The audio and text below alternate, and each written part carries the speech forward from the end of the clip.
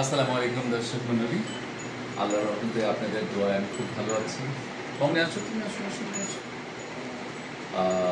আমার খুব প্রিয় দুই বন্ধু, আমার সারা জীবনের বন্ধু, সংগঠনের এমদাদুল হক খোকন সেক্রেটারি, আমি প্রেসিডেন্ট অলওয়েজ থাকি, এবং আমার বন্ধু শবনম পারভিন যে সবসময় আমার পাশে ছিল অসুস্থ সময়। আমার বন্ধু খোকন আসতে পারেনি, খোকন আসছে এবং শবনম পারভিন আসছে, তারা দুজনই ড্রয়িং রুমে বসে আছে। চলো আপনারা আসুন আমাদের সঙ্গে। আমরা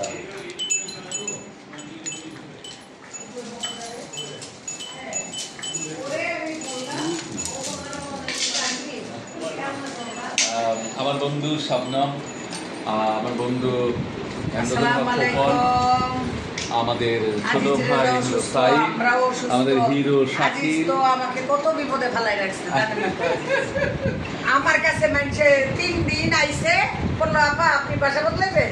আমি গুছাই দিচ্ছি। আমি আচ্ছা ঠিক আছে দিস। তার নাম হলো মিনা। সেই মিনা আজকে আইসা আমার বাসায় বলছে 3 দিন যে হয়েছিল, লাস্টের দিনে বইয়াছিল, আমি রেন্দা ওরা খাওয়াই, ও এই জন্য আজকে আইসা বলছে ওরে বলে 12,000 টাকা দিতে হবে। ও যে আমার বাসা গুছাই দিচ্ছে বলে ওখান থেকে মাল আনছি এই বাসায় তো ওর ডাকবে না।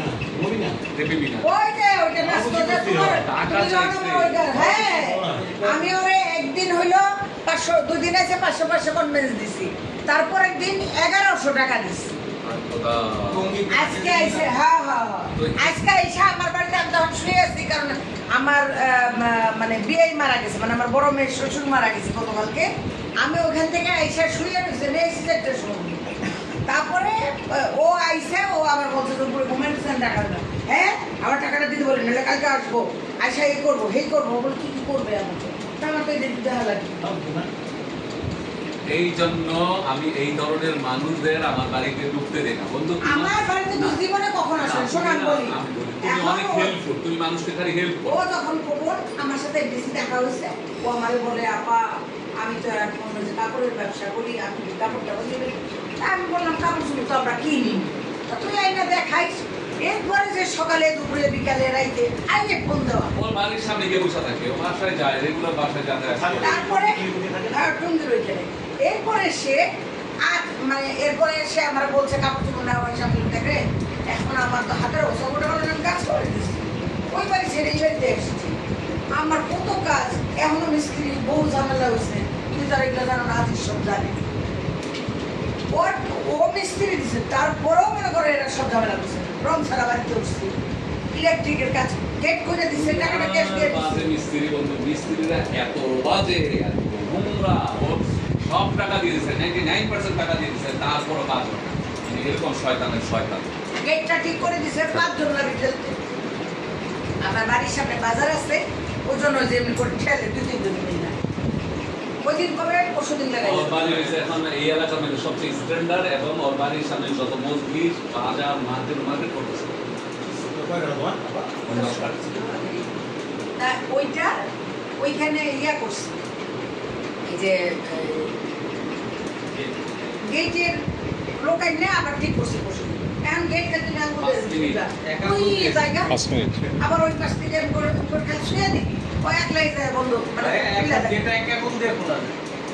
চিন্তা করো, শয়তানের বাচ্চা, শয়তান এইগুলি করছে। বাথরুম মিস্ত্রি জানে আমি উঠতেছি, সে কিসের এক মাইয়া লইয়া বিয়া করছিল, বিয়া করছিস কত লোকে 50টা করে বিয়া করতেছে, তাতে কিছু হয় না। আর তুই কি একটা বউ গেছে আর একটা বিয়া করছিস, খারাপ কিছু করছিস না? 50টা বিয়া কর, অসুবিধা কি? জেলে গিয়া বলে বসে আমার বাথরুম ঠিক করার পরে এখন বাথরুমে ইউজ করতে হবে না। এই আমি কালকের থেকে ওর বাবা আমাকে 12 নম্বর থেকে লোক ধরে নিয়ে এসে এই যে এখন কাজ করি। মানে এই যে অবস্থা, আমি তো ঘরে এখন বসাই যাই, ওই অবস্থায় গেছে। আমার ঘরে গেলে তুমি দেখবা। দর্শক মণ্ডলী, আমার বন্ধুর কথাটা শুনলেন। আমার বন্ধু হচ্ছে কি মন খোলা মানুষ, যখনই সে বিপদে পড়ে কেউ ওর কাছে গিয়ে হাত বাড়াইলে হাত ওভার করে দিয়ে দেয়, পরবর্তীতে সে সমস্যায় পড়ে। এরকম অনেক মানুষের তার টাকা নাই, সে অন্যজনের কাছে হাওলাত করে টাকা দেয়। ওর হলো এই মন মানসিকতা। কিন্তু যাকে আমরা বেশি বিশ্বাস করি, যাকে আমরা বেশি ভালোবাসি, তারাই আমাদের বিপদে ফেলায়। এই স্বাভাবিক। সবাই ভালো থাকবেন, সুস্থ থাকবেন। আসসালামু আলাইকুম। Thank you.